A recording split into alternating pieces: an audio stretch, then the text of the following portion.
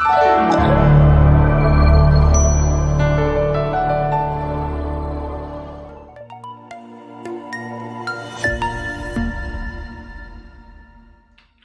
Students, तो next वाला numerical solve करते हैं जो कि हमारे पास 1.2 वाला।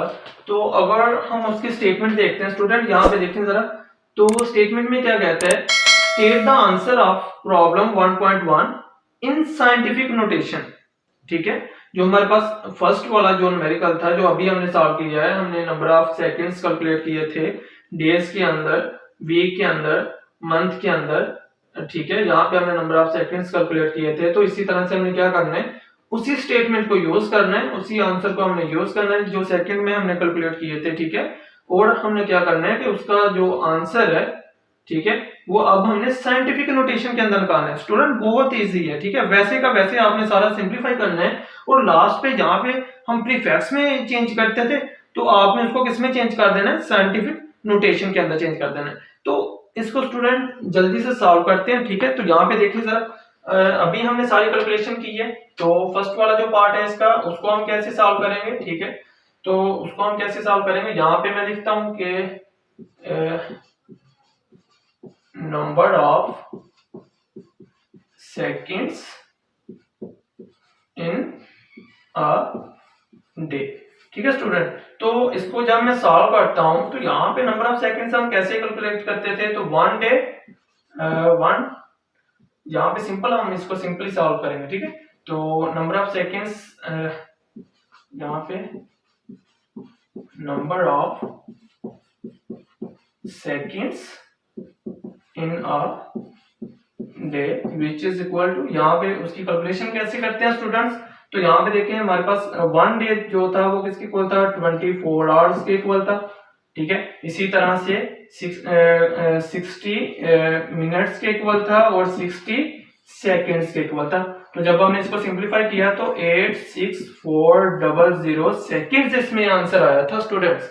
तो यहाँ पे सिंपल फिर हम क्या करेंगे, हमने आंसर अब प्रीफिक्स में नहीं बल्कि हमने आंसर स्टेट करना है किसके अंदर, साइंटिफिक नोटेशन के अंदर स्टेट करना है। ठीक है, तो जब हम साइंटिफिक नोटेशन के अंदर हम चेंज करेंगे तो यहाँ पे देखें स्टूडेंट्स, साइंटिफिक नोटेशन के अंदर जो मेथड आपने पढ़ा हुआ है वो क्या था कि अगर हमारे पास फर्स्ट पे नॉन जीरो डिजिट आते हैं, ठीक है, जो फर्स्ट पे नॉन जीरो डिजिट आते हैं तो आपने सिंपल क्या करना है, डेसिमल को वहां पे प्लेस कर दो फर्स्ट के बाद। ठीक है, तो यहाँ पे जब मैं प्लेस करता हूं तो देखें जरा 8.6 नॉन जीरो डिजिट आप लिख ले, ये मैंने लिख लिया नॉन जीरो।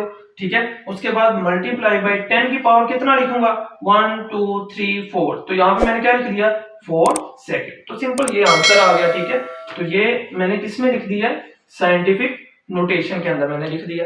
इसी तरह से स्टूडेंट जो नेक्स्ट वाला जो है number of seconds in a week, तो वो भी हम इसी तरह से ही चेंज करेंगे उसके आंसर को। ठीक है, तो यहाँ पे मैं सिंपल उसको कर देता हूँ। ठीक है, यहाँ पे मैं आपको सिंपली करता हूँ, इसका जो हमारे पास जो डी वाला पार्ट है, ठीक है, उसको सॉल्व करते हैं। तो number of seconds in a week. जी स्टूडेंट, वो किसके इक्वल थे, वो हमारे पास अभी हमने पढ़ा था कि एक वीक के अंदर 7 डेज होते हैं, इसी तरह से 24 आवर्स होते हैं, और इसी तरह से 60 मिनट्स होते हैं, और इसी तरह से 60 सेकेंड्स होते हैं। तो सिंपल स्टूडेंट आप इसको क्या करो, मल्टीप्लाई करो, जो आंसर आता है उसको आप साइंटिफिक नोटेशन के अंदर लिख दो। ठीक है, तो यहाँ पे मैं उसको सिंपली लिखता हूँ। यहाँ पे मेरे पास कितना आंसर आया था, मेरे पास आया था 604,800। ठीक है, इतने सेकंड्स आए थे स्टूडेंट। तो मैंने इसको किसमें लिखना था, साइंटिफिक नोटेशन के अंदर। तो सिंपली स्टूडेंट माशाल्लाह आपको पता है कि मैं प्रीफिक्स जान के वो जो डेसिमल है मैं फर्स्ट नॉन जीरो के बाद इसको प्लेस कर दूंगा। ठीक है, तो जैसे मैं इसको प्लेस करता हूं, देखिए जरा 6.0, क्योंकि जीरो यहाँ पे सिग्निफिकेंट फिगर है इसलिए मैंने जीरो भी साथ लिख दिया। ठीक है, उसके बाद 4 8 मल्टीप्लाई बाई 10 की पावर कितना लिखूंगा, जहां पे देखो 1 2 3 4 5, तो जहां पे मैंने क्या लिख दिया, 5 लिख दिया। तो सिंपल स्टूडेंट ये आंसर किसके अंदर आ गया, ये साइंटिफिक नोटेशन के अंदर आ चुके हैं। ठीक है, इसी तरह से जो इसका सी वाला पार्ट है आप इतना सॉल्व करें। ठीक है, तो इसका सी वाला पार्ट जो है वो भी सॉल्व करें स्टूडेंट। तो इसका जो लास्ट वाला पार्ट रह गया है वो भी हम उसी तरह से सॉल्व करेंगे। ठीक है, तो यहाँ पे हमने क्या करना है, number of seconds in a month. और स्टूडेंट इसी तरह से आपको पता है 1 मंथ जो है वो किसके इक्वल है, 1 मंथ की अगर हम बात करें तो वो किसके इक्वल है, हमारे पास वो इक्वल है 30 डेज। ठीक है, 30 days multiply by 60 seconds and 60 minute. ठीक है, पहले हम मिनट लिखेंगे और उसके बाद 60 सेकेंड्स लिखेंगे स्टूडेंट्स। तो जब आप सिंपली इसको मल्टीप्लाई करते हैं तो यहाँ पे हमारे पास क्या आता है, यहाँ पे जो आंसर आया था, तो जी स्टूडेंट यहाँ पे मेरे पास आंसर जो आया था वो आया था 259200। ठीक है, और फिर और यहाँ पे ये स्टूडेंट जो आंसर आया था सिंपल, अब पहले हम इसको प्रीफिक्स में चेंज कर रहे थे, अब हमने इसको किस में चेंज करना है, सिंपली साइंटिफिक नोटेशन के अंदर। तो फर्स्ट जो हमारे पास जो डिजिट है वो नॉन जीरो है, तो यहाँ पे आप डेसिमल को प्लेस करें। तो सिंपल देखिए जरा, यहाँ पे क्या आता है 2.592 मल्टीप्लाई बाई 10 की पावर कितना आएगा 1 2 3 4 5 6, तो यहाँ पे कितना आ गया 6 सेकेंड। तो स्टूडेंट ये सिंपल इसका आंसर आ चुके हैं। तो यहाँ पे हमने क्या किया कि हमने जो न्यूमेरिकल नंबर 2 था वो भी हमने क्या कर लिया, सॉल्व कर लिया, कंप्लीटेड। ठीक है स्टूडेंट, आप इसको सॉल्व करें। ठीक है, तो नेक्स्ट स्टूडेंट, तो सिंपल क्या कहता है, इसको आप एडिशन और सब्ट्रैक्शन के मेथड से सॉल्व करो। ठीक है, और आपने जो आंसर है वो साइंटिफिक नोटेशन के अंदर देना है। तो यहाँ पे अगर हम अपना जो मेथड हमने पढ़ा हुआ है एडिशन और सब्ट्रैक्शन का, तो आपको स्टूडेंट अगर याद है तो हम क्या करते थे कि जो कोफिशिएंट है उसको तो हम सिंपली क्या करते थे, ऐड एंड सब्ट्रैक्ट कर लेते हैं। लेकिन यहाँ पे प्रॉब्लम आती है किसके अंदर, एक्सपोनेंट के अंदर। तो यहाँ पे देखिए दोनों की दोनों जो एक्सपोनेंट है बेसिस तो सेम है। ठीक है, 10 और 10, लेकिन जो एक्सपोनेंट है वो सेम है नहीं है। तो एडिशन एंड सब्ट्रैक्शन का मेथड यही है कि सबसे पहले हम क्या करते हैं कि जो हमारे पास एक्सपोनेंट है उनको क्या करते हैं, सेम करते हैं। ठीक है, जैसे भी आप करते हैं। तो उसके बाद सिंपली आप कोफिशिएंट, ये जो है कोफिशिएंट है, इनको आप क्या कर दें, ठीक है, इनको ऐड कर दें। यहाँ पे ऐड कहा गया तो ऐड कर दें, अगर सब्ट्रैक्ट कहा गया होता तो हम इसको सब्ट्रैक्ट कर देते जी स्टूडेंट।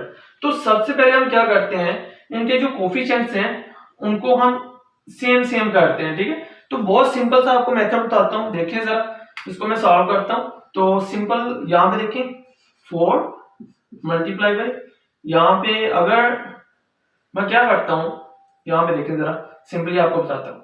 यहाँ पे मैं जो शॉर्टकट मेथड है वो यूज करने लगा हूँ। ठीक है, आपके आसानी के लिए। तो अब देखें यहाँ पे मैंने 4 लिख लिया, यहाँ पे आप क्या लिखें प्लस, और यहाँ पे क्या लिखें 3 लिखें। ठीक है, और यहाँ पे इसके साथ केजी लिखा हुआ है तो वो केजी आप बाहर लिख दें, कॉमन है दोनों में। ठीक है, तो यहाँ पे सिंपल आप ऐसे ब्रैकेट लगाएं, यहाँ पे मल्टीप्लाई बाई, और यहाँ पे देखो 10 की पावर -4 है और यहाँ पे 10 की पावर -5 है, तो इसका मतलब 4 इसके अंदर भी है और इसके अंदर भी है, तो आप इस 4 को बाहर कॉमन ले लो। तो यहाँ पे देखो 10 की पावर माइनस क्या आ गया 4। ठीक है, तो यहाँ पे थोड़ा सा हमें देखो, यहाँ पे एक पावर बचेगी तो वो हम यहाँ पे लिखेंगे, तो वो कैसे लिखेंगे, मल्टीप्लाई बाई 10 की पावर -1। ठीक है, तो यहाँ पे मैं केजी भी लिख देता हूँ स्टूडेंट्स आपकी आसानी के लिए। ठीक है, अब देखें यार स्टूडेंट, यहाँ पे 10 की पावर -1 है। ठीक है, तो आपको पता है कि 10 की पावर जो -1 है, इसका क्या मतलब है, इसका मतलब है कि यहाँ पे हमारे पास जो है तो 0.3 which is equal to 3 multiply by 10 की पावर क्या आएगा -1 आएगा। ठीक है, तो स्टूडेंट इसी तरह से यहाँ पे देखो -1 आ रहा है, तो इसको मैं फिर ऐसे लिख सकता हूँ। ठीक है, तो यहाँ पे मैं इसको सिंपल ऐसे लिखूंगा। तो यहाँ पे अगर आप देखें तो इसको मैं सॉल्व करता हूँ, तो यहाँ पे मेरे पास क्या आएगा 4 प्लस 0.3 एंड मल्टीप्लाई बाई 10 की पावर -4 केजी।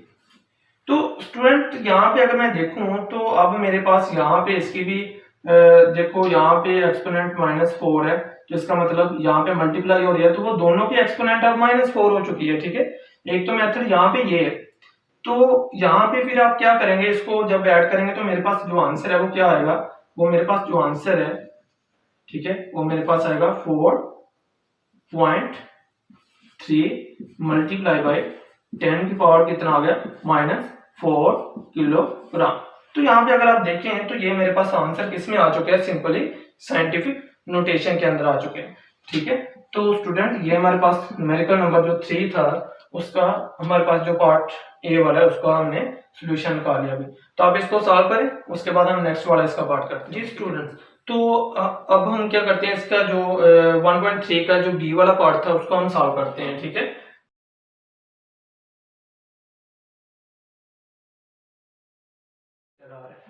ठीक है स्टूडेंट, जब हम इसको सॉल्व करते हैं तो सबसे पहले यहाँ पे देखो, पहले एडिशन आ रहा था और यहाँ पे क्या आ रहा है, अब सब्ट्रैक्शन आ रहा है। तो सिंपल हम क्या करेंगे, पहले उसी तरह से हम इसकी एक्सपोनेंट को क्या करेंगे, सेम करेंगे। कैसे करना है अभी आपको सिंपली बताता हूँ। यहाँ पे देखें जरा 5.4 और यहाँ पे 5.4 और यहाँ पे मीटर है, तो आप मीटर यहाँ पे भी लिख सकते हैं और बाहर भी इसको लिख सकते हैं ब्रैकेट के अंदर।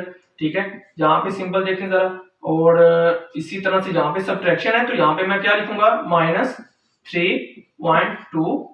ठीक है, और यहाँ पे भी क्या आ गया, मीटर, और इसी तरह से एक्सपोनेंट को कॉमन ले लो तो 10 की पावर क्या आएगा, माइनस। अब यहाँ पे देखो कॉमन कैसे लेना है, यहाँ पे -5 है और यहाँ पे क्या है, -6।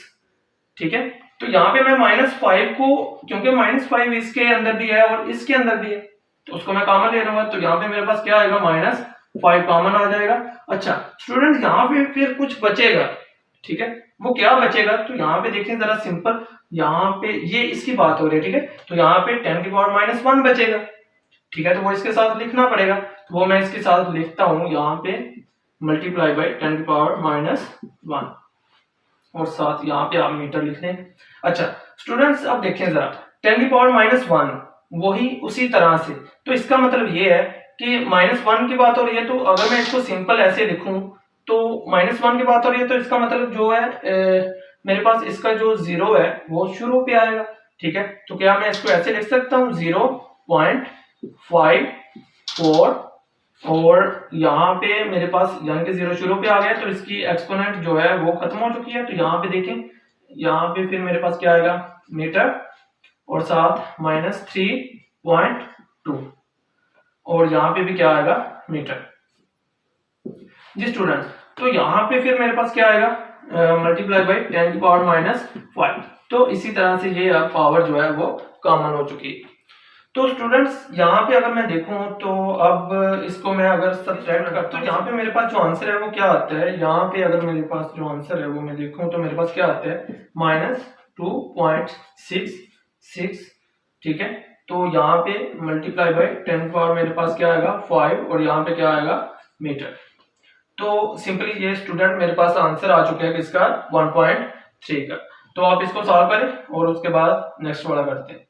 स्टूडेंट, इससे पहले आप एक बात और नोट कर लें, यहाँ पे अगर मैं देखो इसको सिंप्लीफाई करता हूँ, थोड़ा सा आपको मॉडिफाई करके मैं बताता हूँ कि ये यहाँ पे इस तरह से फॉर्म कैसे आती है। ठीक है, तो यहाँ पे देखो, अगर मैं पॉइंट को यहाँ पे प्लेस करता हूँ, यानी कि इस डेसिमल को मैं राइट साइड पे प्लेस करता हूँ। ठीक है, तो जब मैं राइट साइड पे प्लेस करता हूँ तो मेरे पास एक्सपोनेंट आती है पॉजिटिव।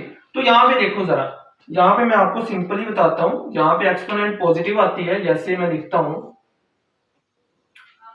5, ठीक है, 0.4 मल्टीप्लाई बाई 10 की पावर -1।